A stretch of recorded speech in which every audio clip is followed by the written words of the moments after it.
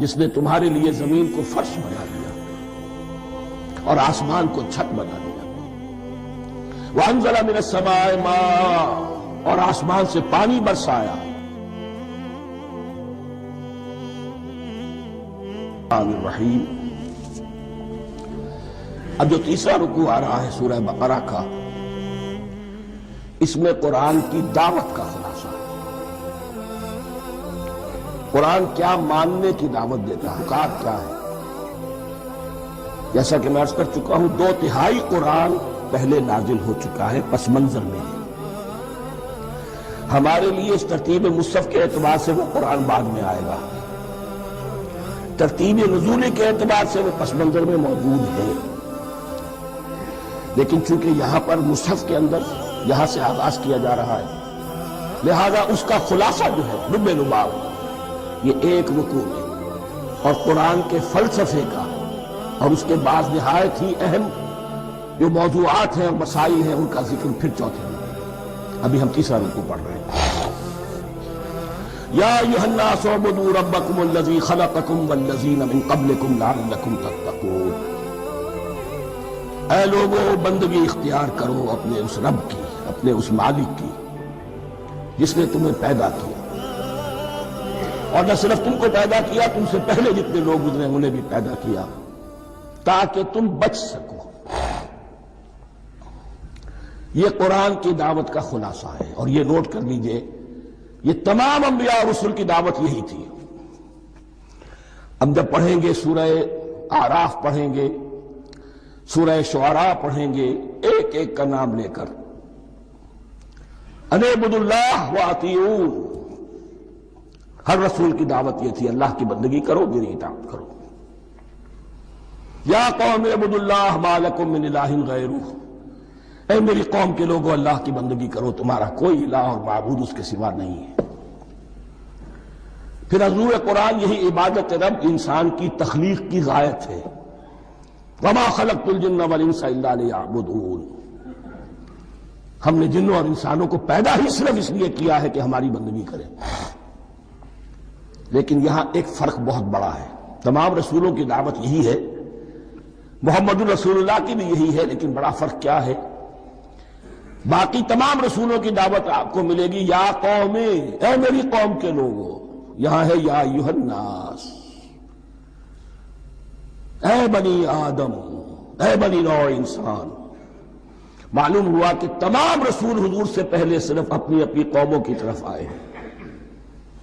پہلے اور آخری اور کامل رسول ہیں اللہ کے محمد صلی اللہ علیہ وسلم، جن کی دعوت آفاقی ہے.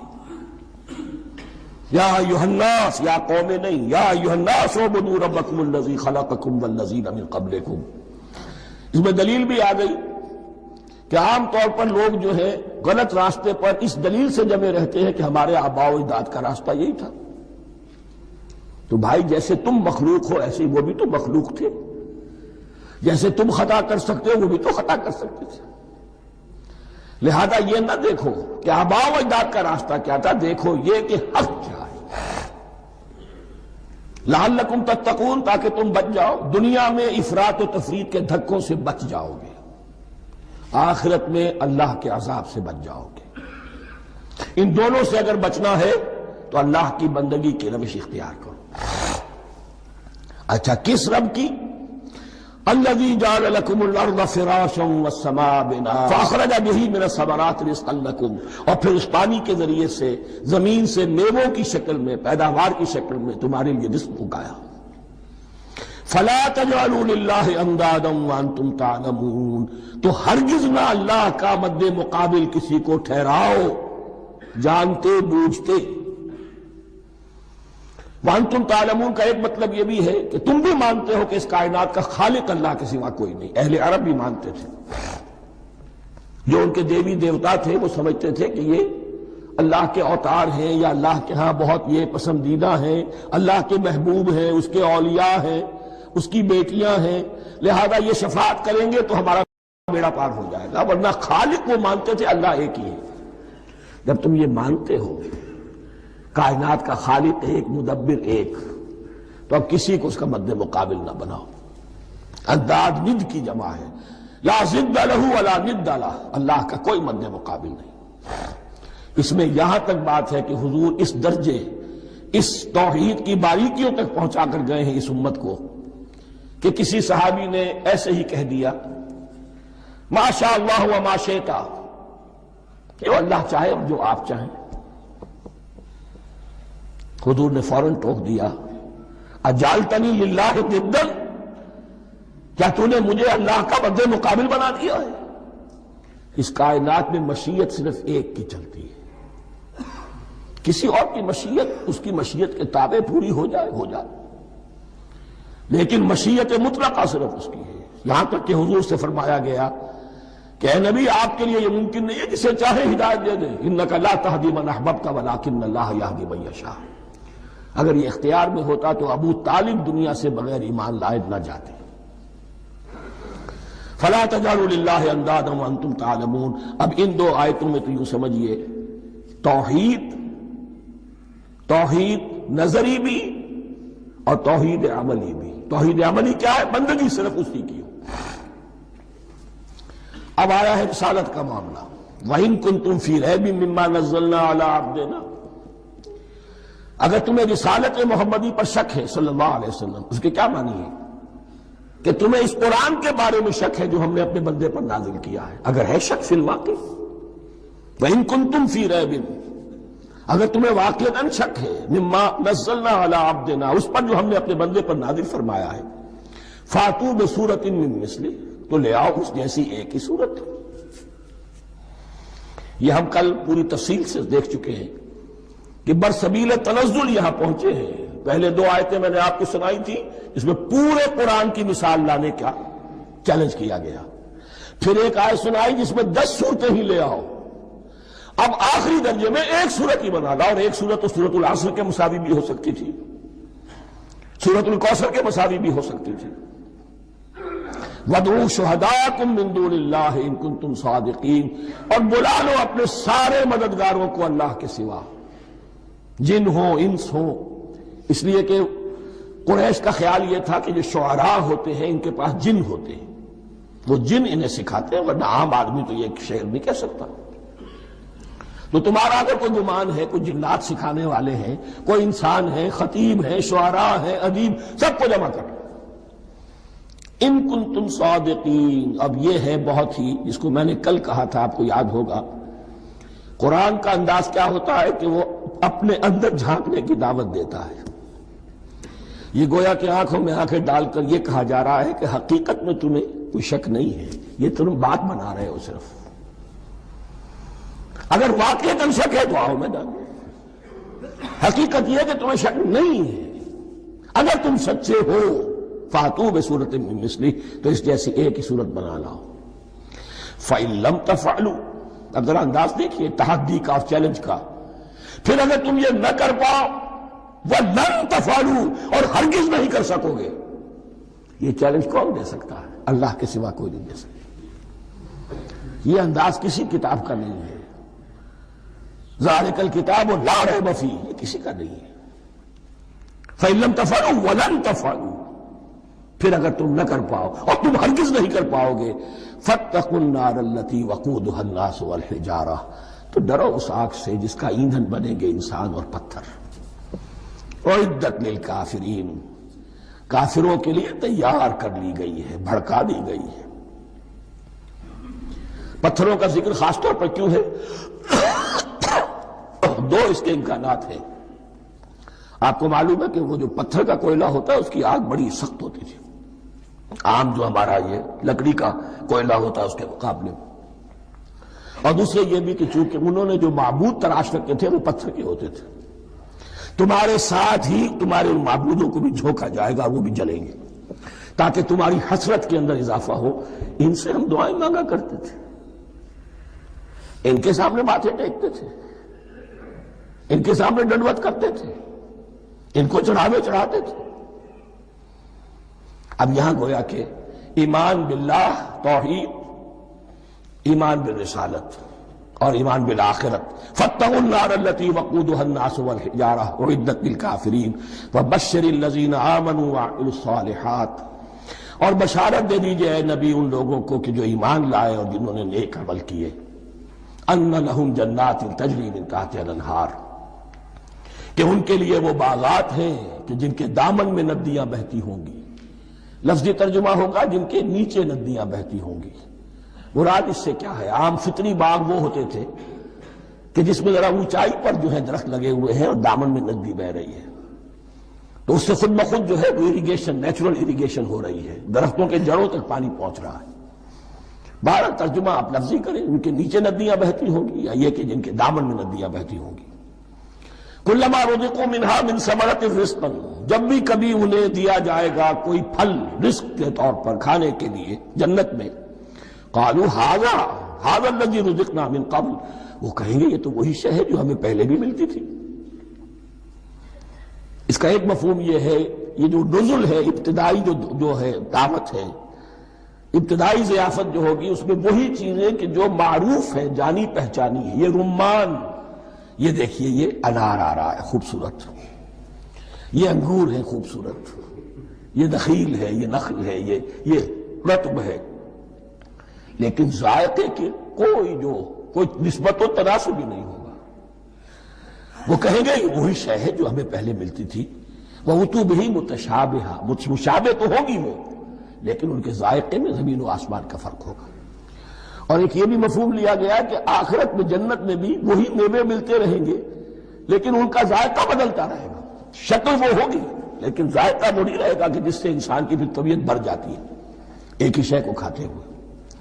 وَلَهُمْ فِيهَا أَزْوَاجٌ مُطَهَّرَةٌ، اور ان کے لیے ہوں گے اس میں بہت ہی پاک باز، نہایت پاک کی ہوئی بیویاں ہوں گی۔ ازواج مطہرۃ وہم فیہا خالدون، اور اس میں رہیں گے ہمیشہ ہمیش۔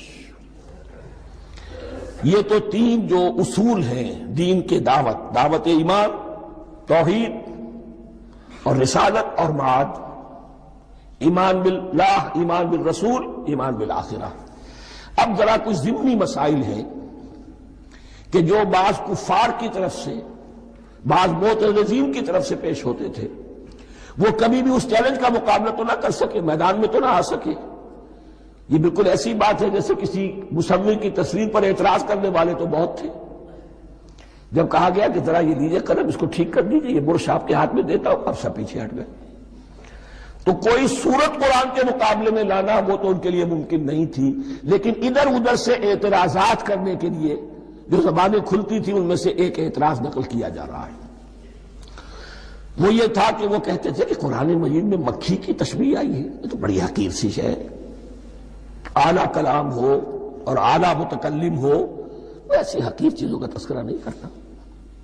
بیت العنکبوت، مکڑی کا بھی ذکر ہے قرآن میں، اتنی حقیر شے کا، یہ کوئی اعلیٰ کلام نہیں۔ اس کا جواب دیا جا رہا ہے کہ اصل میں کہیں تشبیہ بیان کرنی ہے، تمثیل بیان کرنی ہے، تو دیکھنا یہ کہ جس شے کے لیے تشبیہ دی جا رہی ہے اس کی مناسبت والی شے ہو۔ شے کوئی بہت حقیر ہے تو کسی عظمت والی شے سے آخر کیسے تشبیہ دی جائے گی؟ وہ تو کسی حقیر شے سے ہی تشبیہ دی جائے گی تو جو اصل مقصد ہے تشبیہ کا وہ پورا ہوگا۔ ان اللہ لا یستحیی ان یضرب مثلا ما بعوضۃ فما فوقها، اللہ تعالیٰ کو تو اس میں کوئی جھجک نہیں ہے، کوئی شرم نہیں ہے کہ وہ مچھر کی مثال بیان کرے، تو اس سے اوپر، اب یا فوقہا میں دونوں معنی ہو جائیں گے، یعنی کمتر اور حقیر ہونے میں اس سے بھی بڑھ کر، یا یہ کہ اس سے اوپر کی کوئی شے اس کی مثال دینے میں اللہ کو کوئی جھجک نہیں، اس لیے کہ مکھی بھی بہرحال مچھر سے تو ذرا بڑی شے ہے۔ اس معنی میں بھی ہو سکتا ہے فوقہا، اور فوقہا اس معنی میں بھی کہ اس سے بھی حقیر ہونے میں اس سے بھی بڑھ کر۔ فَأَمَّا الَّذِينَ يَعْلَمُونَ فَأَمَّا الَّذِينَ آمَنُوا فَيَعْلَمُونَ أَنَّهُ الْحَقُّ مِنْ رَبِّهِمْ، تو جو لوگ صاحب ایمان ہیں وہ جان لیتے ہیں کہ یہ حق ہے ہمارے رب کی طرف سے۔ وَأَمَّا الَّذِينَ كَفَرُوا، اور جنہوں نے کفر کیا ہے، فَيَقُولُونَ مَاذَا أَرَادَ اللَّهُ بِهَذَا مَثَلًا، یہ کیا مثال اللہ نے دی، کیا ارادہ ہوا اللہ کا اس مثال کے ذریعے سے؟ ناک منہ چڑھا رہے ہیں، اعتراض کر رہے ہیں۔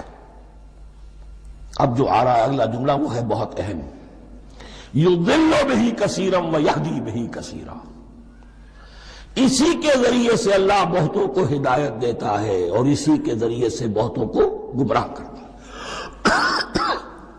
معلوم ہوا کہ ہدایت اور گمراہی اور ہدایت اور ضلالت انسان کی سبجیکٹو کنڈیشن کے اوپر دار و مدار ہے اس کا۔ آپ کے دل میں خیر ہے، بھلائی ہے، نیت صحیح ہے، طلب ہدایت، طلب علم، اس میں آپ سچے ہیں، آپ کو ہدایت مل جائے گی۔ دل میں زیغ ہے، کجی ہے، نیت میں ٹیڑھ ہے، فساد ہے، تو اسی کے ذریعے سے اللہ آپ کی گمراہی میں اضافہ کر دے گا۔